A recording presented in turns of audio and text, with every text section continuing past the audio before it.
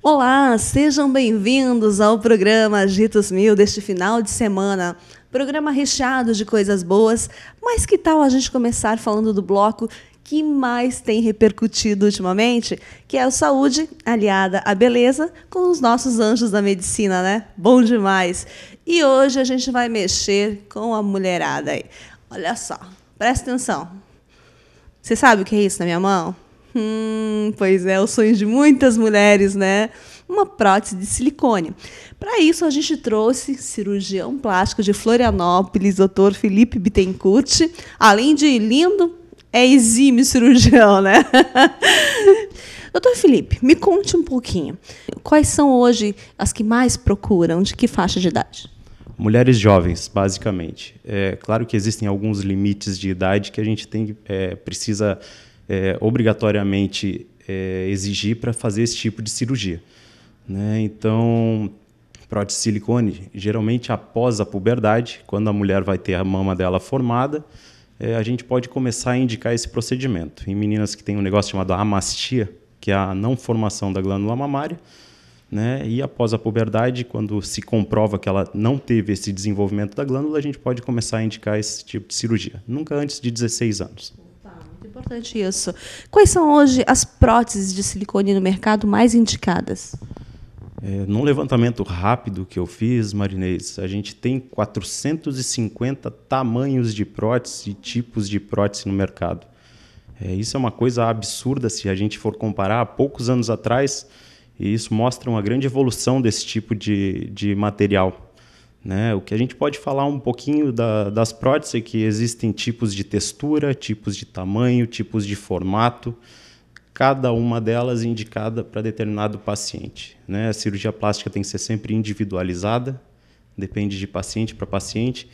Por isso, até um mito grande que existe com relação à prótese é com relação a volume. Tem gente que senta na minha frente e me diz: quero botar 400 ml de silicone. Às vezes não tem a mínima informação sobre isso, porque às vezes 400 ml em mim é diferente de 400 mililitros em você, que é diferente de 400 mililitros em outra pessoa. Né? Então, existem alguns parâmetros que a gente é obrigado a respeitar para colocar esse tipo de artefato, vamos dizer assim. Muito bacana. Conta para mim, vamos desmistificar alguns mitos também. Mulher, às vezes, tem muito medo de colocar, porque houve-se um tempo que falavam que prótese dava câncer de mama, que quem colocava prótese não podia amamentar. Será que isso tudo é verdade? Como é um artefato de grande interesse da população, existem também muitas verdades e mentiras com relação a ele. Né? Se a gente for buscar, até pertinente essa reportagem, porque a prótese de silicone fez 50 anos, agora em dezembro do ano passado. Né? Então, de lá para cá, houve um desenvolvimento muito grande de técnica e de material. É mito falar que colocar prótese de silicone vai interferir na amamentação, ou que prótese de silicone causa câncer. Existiu até um período na história, na década de 90, que as próteses de silicone foram proibidas nos Estados Unidos, porque chamou-se esse período de moratória do silicone, justamente por esse tipo de suspeita. Né? E depois vieram vários estudos científicos que comprovaram que isso é mito. O silicone é a substância mais inerte ao corpo da gente, então ela não causa absolutamente nenhum tipo de alteração quando você utiliza esse tipo de material.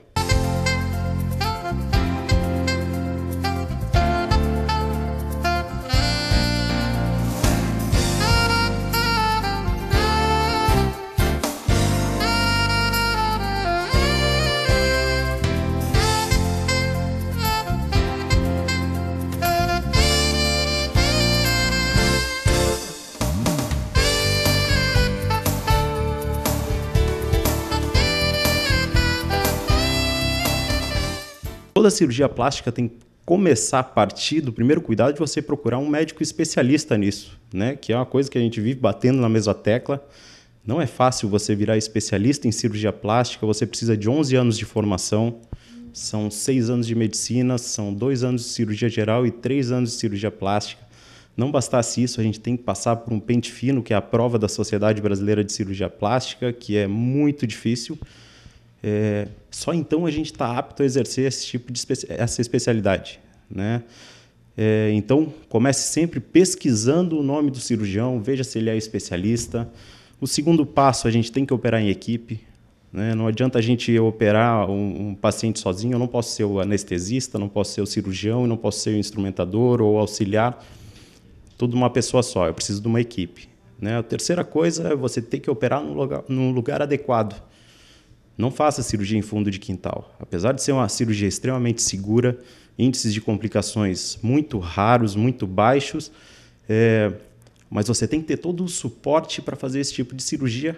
Caso tenha algum tipo de complicação, você tem que ter o suporte para tratar, né? Então, durante a cirurgia, uma cirurgia muito rápida, geralmente se faz com anestesia local, associada a uma sedação do paciente. No pós-operatório, uma recuperação extremamente rápida, por ser um material que não faz parte do corpo, ele causa uma reação de corpo estranho, vamos falar assim, ele causa uma fibrose, que é uma cicatriz em volta do silicone, uma cápsula, e essa prótese vai ficar lá dentro para o resto da vida, se for o caso, tá? Em torno de 7 dias é o período mais crítico, você pode ter alguma complicação um pouco mais séria. Passados 7 dias, essa prótese está acomodada lá dentro, dificilmente você vai ter algum problema com relação a isso. Em torno de 15 dias, a pessoa está fazendo todas as suas atividades normalmente, sem qualquer problema, sem qualquer dor. Com relação outra coisa, é um mito grande, que é o prazo de validade de uma prótese. Se falava que as próteses de silicone durariam 10 anos. Depois de 10 anos, você tinha que trocar.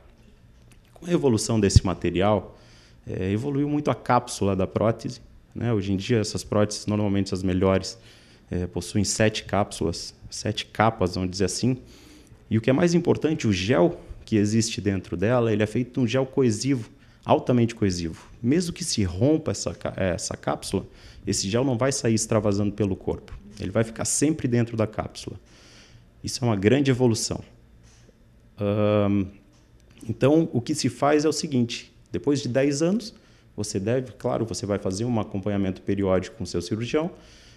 Depois de 10 anos, você faz um exame de imagem para ver como está essa prótese de silicone dentro do teu corpo. Estando normal, não há nenhuma indicação, nenhuma necessidade de se trocar.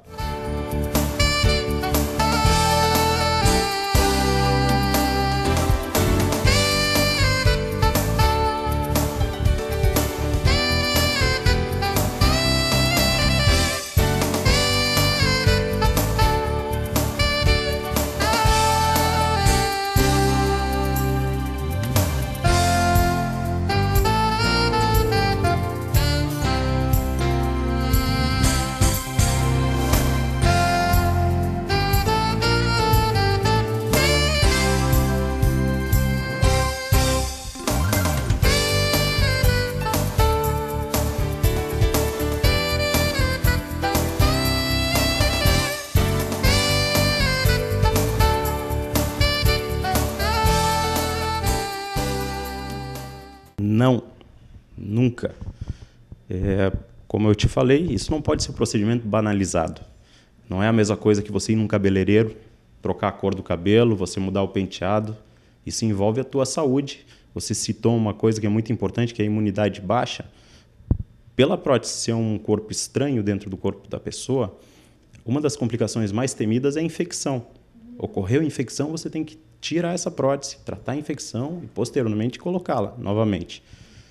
Mas pessoas que tenham algum tipo de imunidade baixa, nós conseguimos, geralmente, diagnosticá-las no pré-operatório, através de uma conversa adequada, que chama anamnese médica, através de exames básicos de rotina que a gente vai pedir no pré-operatório. Por isso, a gente consegue prever muito das complicações que essa pessoa pode ter. Então, volto a frisar, cirurgia plástica é uma cirurgia como outra qualquer, que envolve riscos e a gente tem que minimizá-los, principalmente por ser um procedimento estético. A associação de cirurgias também é uma coisa que é limitada hoje pela Sociedade Brasileira de Cirurgia Plástica. Nós somos vedados a fazer mais de 2 procedimentos simultaneamente. Então, aquela pessoa que quer fazer uma lipo de grande porte, mais colocar prótese de silicone, mais tirar o abdômen, tirar a papada, isso a gente tem que, antes do procedimento, avaliar a extensão de cada um desses procedimentos para ver se a gente consegue associá-los. Não é legal que nós passemos de 4 horas de cirurgia. Tá? Então, passado esse período é que a gente começa a apresentar complicações a uma cirurgia. Então, até 4 horas o procedimento seguro. Passados isso, a gente começa a assumir riscos desnecessários.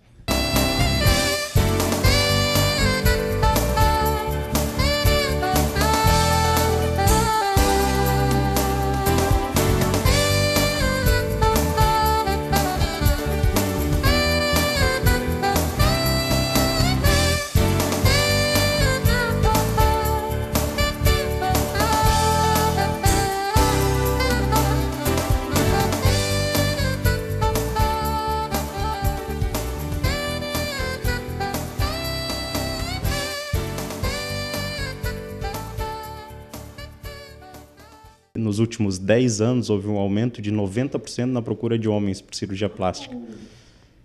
Hoje em dia, eles perfazem em torno de 20% do número de atendimentos, pelo menos no meu consultório, o que bate com a estatística nacional. A tendência é que isso aumente cada vez mais, até pela queda de tabus, né? O homem associava um procedimento estético à homossexualidade, associava o procedimento estético à frescura. Hoje a gente sabe que não é assim. Mercado de trabalho é uma coisa que exige muito da aparência da gente nos dias de hoje. E isso faz com que homens procurem cada vez mais esse tipo de tratamento. Não só cirúrgicos, mas procedimentos ancilares, que a gente chama, tipo toxina botulínica, preenchimentos. Existem estudos nos Estados Unidos que dizem que 60% dos procedimentos ancilares hoje são feitos em homens e executivos de grandes empresas. É muito legal isso, essa quebra de tabus e essa coragem de procurar por uma melhora na estética. Existe um site, eu tenho um site, felipebitencourt.com.br, onde tem várias informações relevantes, entrevistas, artigos científicos, dicas, e existe um espaço para que você faça perguntas diretamente a mim.